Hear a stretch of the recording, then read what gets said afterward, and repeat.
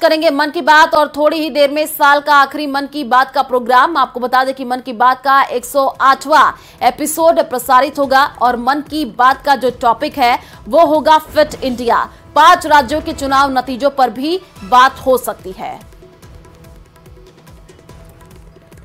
तो प्रधानमंत्री नरेंद्र मोदी मन की बात करेंगे और मन की बात का 108वां एपिसोड प्रसारित होगा। आपको बता दें कि मन की बात का आज जो टॉपिक है वो फिट इंडिया रहने वाला है।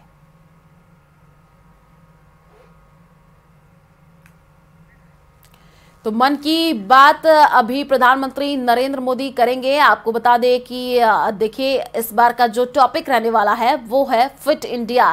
साथ ही साथ ये भी कहा जा रहा है कि 5 राज्यों के चुनाव नतीजों पर भी बातचीत हो सकती है। तो थोड़ी ही देर का इंतजार है जब साल का आखिरी मन की बात प्रोग्राम।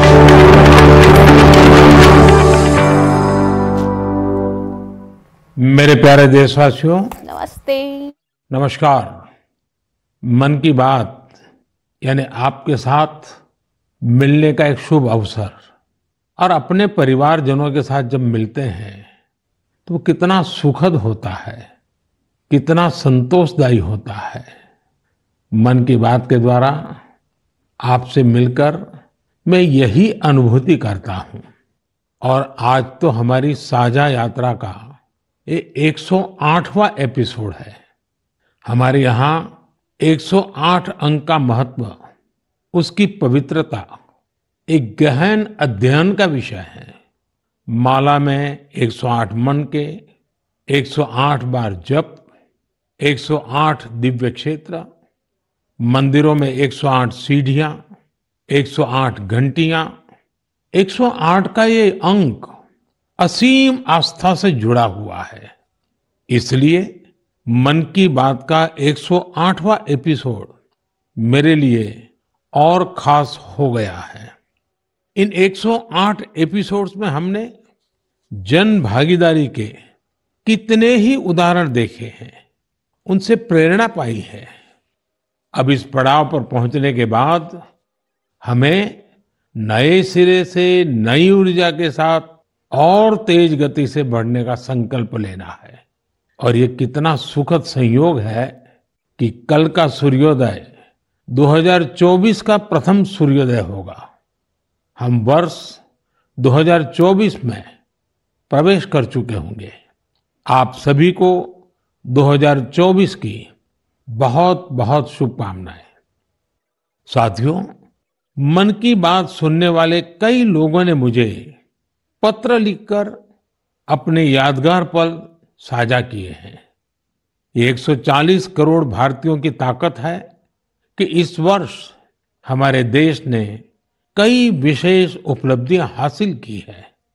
इसी साल नारी शक्ति वंदन अधिनियम पास हुआ, जिसकी प्रतीक्षा बरसों से थी।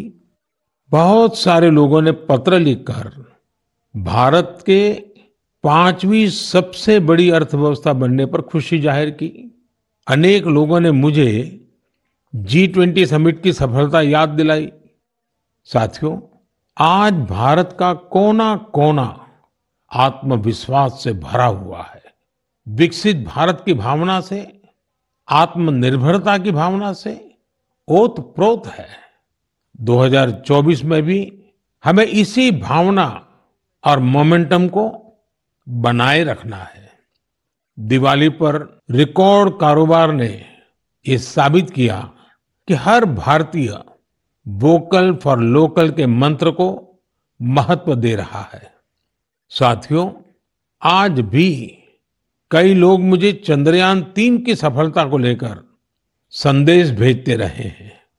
मुझे विश्वास है कि मेरी तरह आप भी हमारे वैज्ञानिकों और विशेषकर महिला वैज्ञानिकों को लेकर गर्व का अनुभव करते होंगे।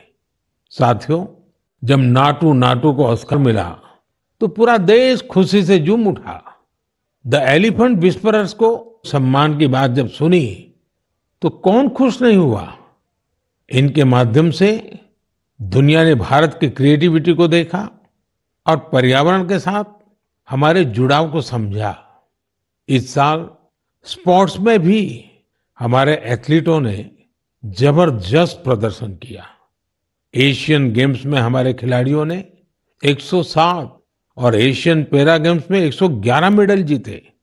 क्रिकेट वर्ल्ड कप में भारतीय खिलाड़ियों ने अपने प्रदर्शन से सबका दिल जीत लिया।